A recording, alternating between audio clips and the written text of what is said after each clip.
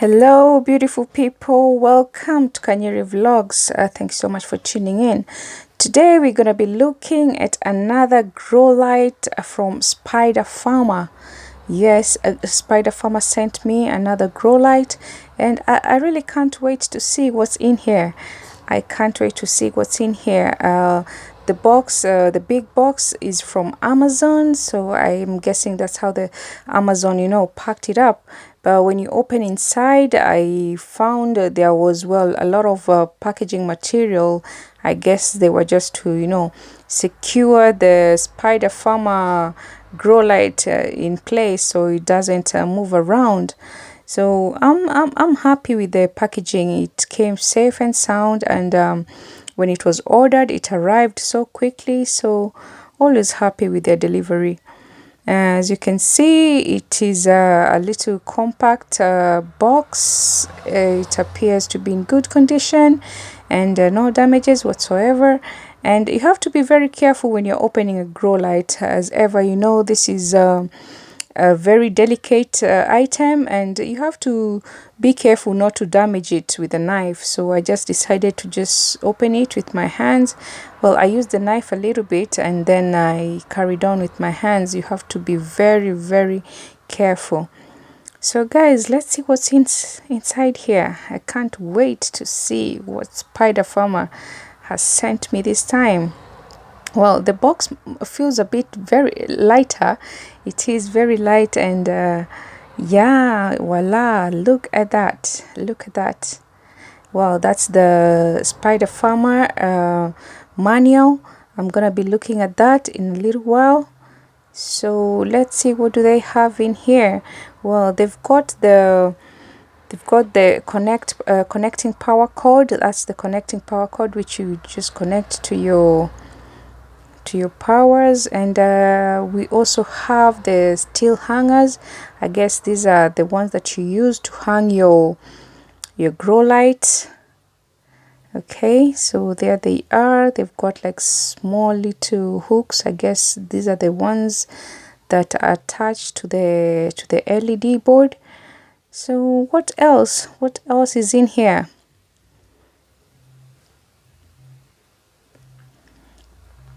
All right, so they've included an adapter. I guess this is the adapter that you attach it to the power cord, and on the other end of it, they've got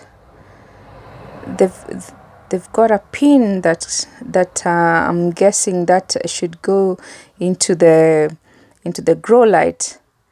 So yes, everything is looking nice and intact.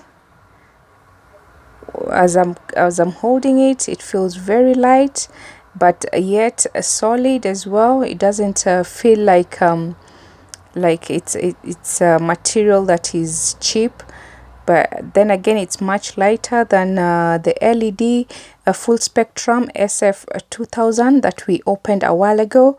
If you haven't watched that video when I was unboxing and setting up the SF2000 grow light, I will leave a link down below, and you can have a look. So this is how the Spider Farmer SF300 looks like. This is the SF300. As you can see, it has similar diodes to the other SF2000, and it's a small but I believe a very mighty item, because with the SF2000, oh, I have been getting a lot of amazing results, and I can't wait to just update you guys on that in my next video. So as you can see, I've attached the pin to the LED board, and these little screws, they go on either side, on both sides of the LED board, and they are adjustable as well. They are adjustable. I'll be showing you that in a little while, how I get to fix them, and how you can adjust them to suit the height that you want. So I'm just gonna bring it a little bit closer to you so you can have a look at it. That's how it appears, how it looks like. So this is how the Spider Farmer SF300 looks like. It is apparently very good for, you know, blooming. You can use it for young seedlings, and even as you're growing your, you know, your plants at any stage, you can just use these lights. It's very good for indoors, for small spaces, more preferable. And I can't wait to actually try it out and to see how it compares with the other SF2000 that I have in my grow tent. So there's some specifications here. If you can just have a quick look, some specifications of their driver. They give you details of the amp, of the power draw, the frequency, and all those small details that you might be interested about. But for me, I'm just interested on how it's going to perform with my plants, whether I'm gonna get more plants, whether they're going to if they're going to grow faster under these lights than just normal grow lights. I will let you know, guys. I will keep you updated with all this. So as you may have noticed, this doesn't come with a a diode for increasing the light, or but how you can you can try to increase your light is by moving your plants closer to the by moving your light closer to the plants, or you can move your light away from the plants, and that's how you can maybe, if you want to stimulate full sun conditions, well, you move your light closer. And if you want to stimulate the part sun or maybe shade conditions, you move your light farther away from your plants. So here is the hanger that I'm trying to fix onto the LED board. First, I just pass that steel hanger through the little hole that you saw me doing, and just screw it on. It's very straightforward, very easy, and it doesn't require two people. Definitely doesn't require two people to do this. So it was easy to do that, and you can see once you get the required length that you want, you just tighten it by turning that little dial there. You just turn it, and that's how you're gonna make it more tighter after you have, you know, decided what length you want it to hang on.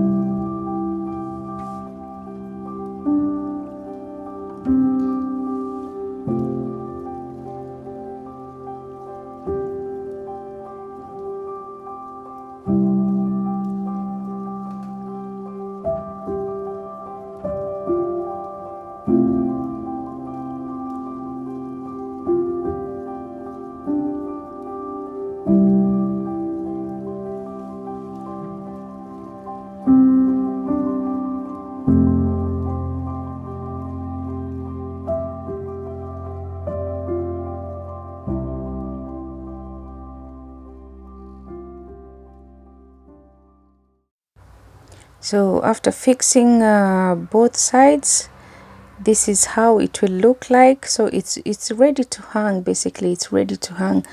That is how it looks like.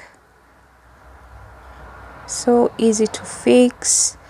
And I'll just now show you where I put my SF300 grow light, and this is a little space that I found in my kitchen, and I think it's a very ideal for me to put this light here, because I'll be putting a lot of herbs and maybe fruits and tomatoes and strawberries under this grow light, because it's right in my kitchen, and it will be easy to, you know, grab some tomatoes if I need to.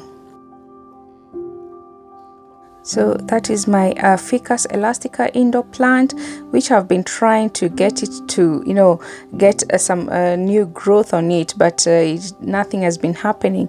So I can't wait to see if it's going to actually, you know, continue growing under this light. I can't wait to try it out.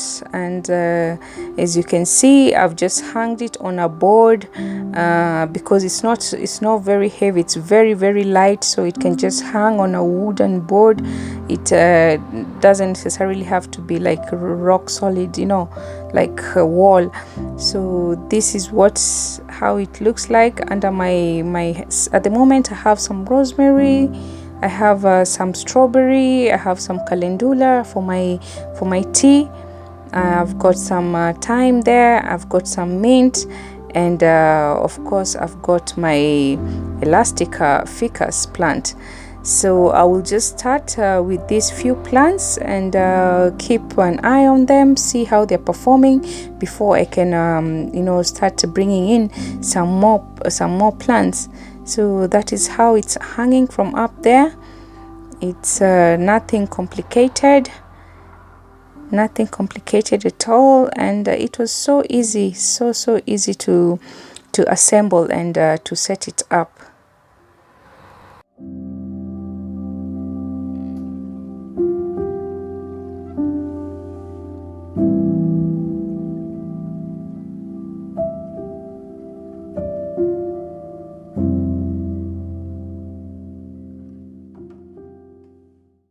I must say, I really love this corner. I think it has just brightened up everything here, and my daughter loves it too. She promised me she's gonna help me look after the plants and look after her birds as well.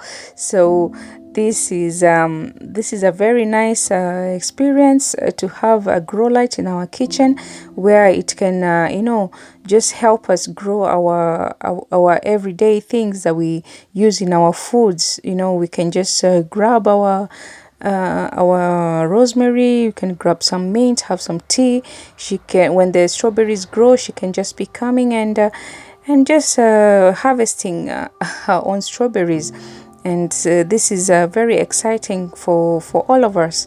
So guys, I'm gonna leave all the links below in the description box. If you want to, you know, get one for yourself, try it out, please do so. I will recommend, especially if you live in countries where it's not every day sunshine and the weathers can change in winter. So this is something good to just have at the, you know, at the corner of your house. It's not heavy, it's easy to assemble, and it will actually help you grow your own indoors. Thank you so much guys for tuning in, and I hope you have enjoyed this. Do subscribe if you haven't done so you can stay updated on my channel, and also updated on how these grow lights are going to be doing. Thank you, and see you next time.